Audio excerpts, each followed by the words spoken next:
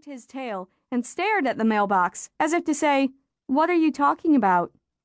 Jacob opened and closed the mailbox door several more times. Then he said, "Open it, Buddy. Open the mailbox now." Much to Rachel's surprise, Buddy grabbed the handle on the mailbox in his teeth, pulled, and thunk! The door popped open. Woof, woof! Buddy wagged his tail and stared at the mailbox as if to say, "Look what I did." Rachel rushed forward to grab the stack of letters. Jacob stepped in front of her. "How's Buddy gonna learn to get the mail if you do it for him?" Rachel rolled her eyes. "Buddy might be schmert enough to open the mailbox, but he's not schmert enough to take the mail out." "Sure he is. Just stand back and watch." "Whatever." Rachel stepped aside, even though she was sure Buddy would not take the mail out of the box. Jacob pointed to the mail inside the box. "Get it, Buddy. Get the mail out of the box." Buddy tilted his head and whined. Rachel shook her head. "He doesn't have a clue what you're talking about." "Okay, then. I'll try it another way." Jacob reached into the mailbox, picked up one of the letters, opened Buddy's mouth, and put the letter between the dog's teeth. "You're a good hound." He patted Buddy's head. Buddy whimpered and nuzzled Jacob's hand with his big nose. Rachel reached into the mailbox and snatched the rest of the mail. "I knew he wasn't schmert enough to get the mail by himself." "Hey!" Jacob frowned.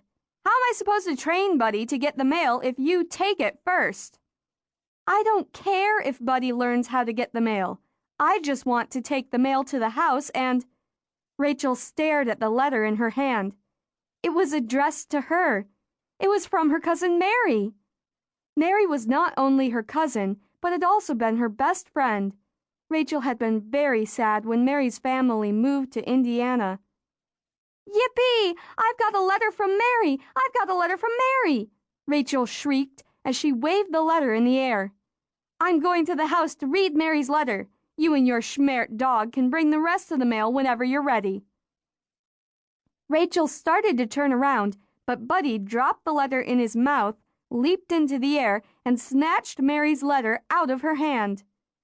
"Give that back, you big hairy mutt!" Rachel lunged for the letter.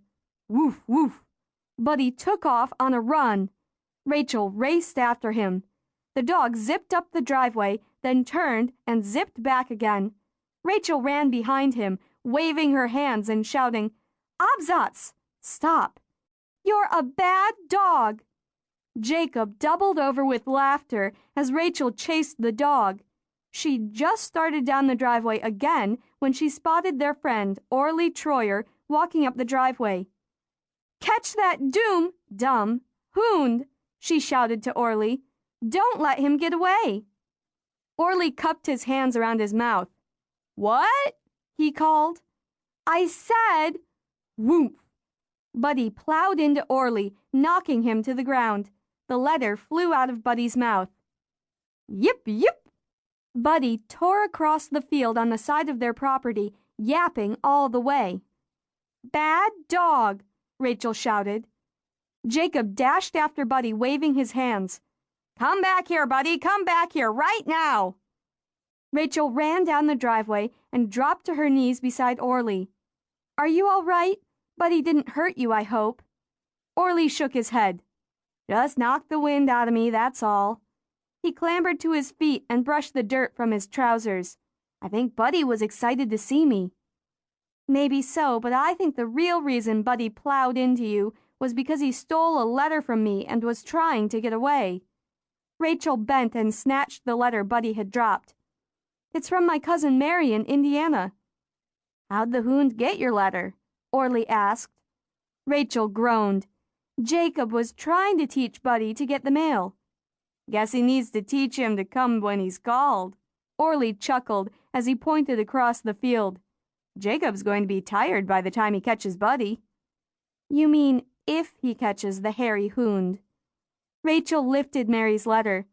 "I'm going to the house to read my mail. Do you want to come along?" Orly grinned. "Yeah, sure. I'd like to hear what Mary has to say, too." Rachel wasn't sure